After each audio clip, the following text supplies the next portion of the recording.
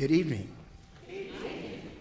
So good to see all of you on this evening, and it's my joy to be in your presence. I thought my wife was going to be here with me, but she was not able to make it. So I'm here, as I always say, alone in person, but I'm never alone because God is always with me. I am Jesse Brown, Jr. I use Jr. because I pay homage to the origin of my name, my daddy, Jesse Brown, Sr., who was a preacher, born in a little place called Quincy, Florida. Left home when he was 13 years of age and was called to preach. I was born in a little sawmill town in a place called Osceola, Florida, just a little around Titusville, Sanford, Orlando, Cape Canaveral, if that makes it clearer. And so that's where I've come from. All of my life, I never wanted to be like my daddy. Growing up, folks called me Little Rev, and I didn't want to preach. I did not want to go into ministry because all of the good ministers I knew were poor. And I didn't want that for life.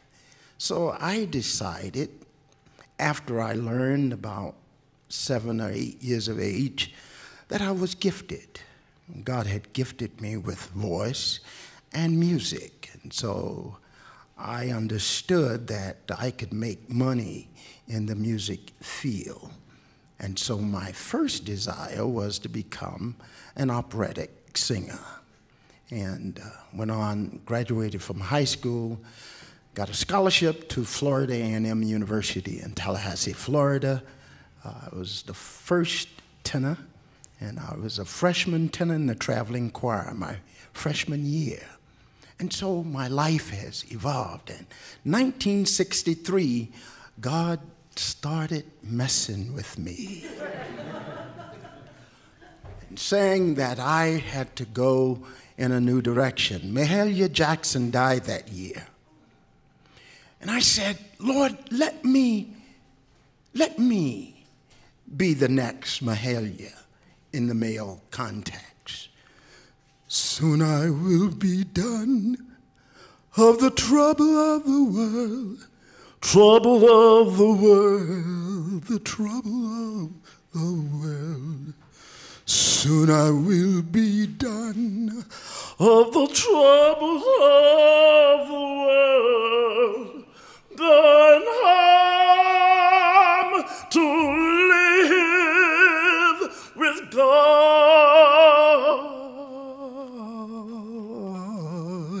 Soon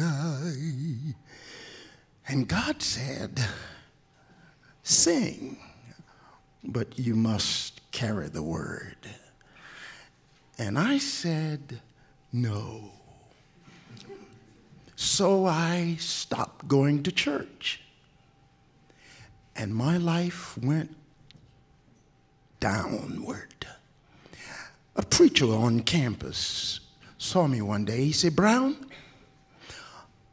until you do what God has called you to do, your life will not be what it should be. And then I turned and said yes. So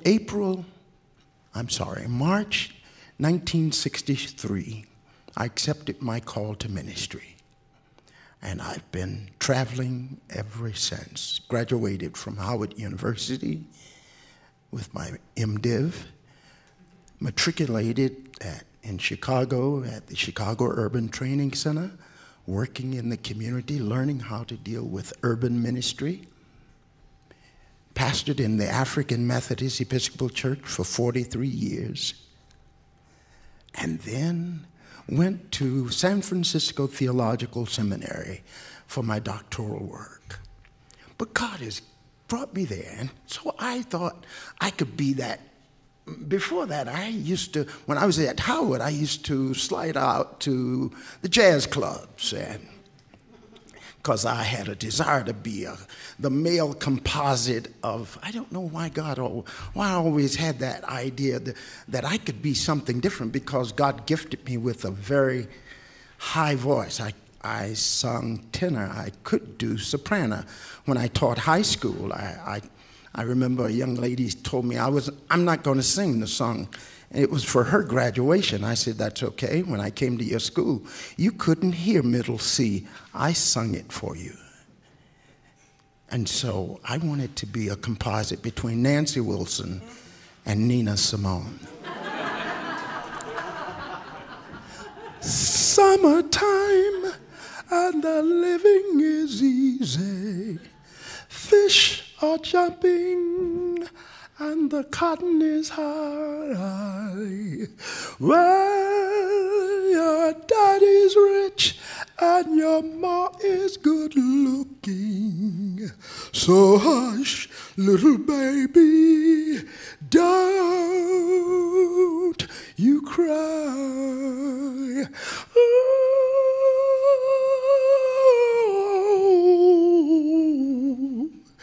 And I was on my way to Juilliard, and God kept on calling me to do a work. And so I've come. And so every now and then, I feel I miss my dad, and my mother died at 58 years of age. I was 27. And so every now and then, I really miss her. I miss that soothing voice. And so I'll close out with sharing this with you as a tribute to my mother. I wish June Christine could have been here. That's my wife. But this is a tribute to my mother.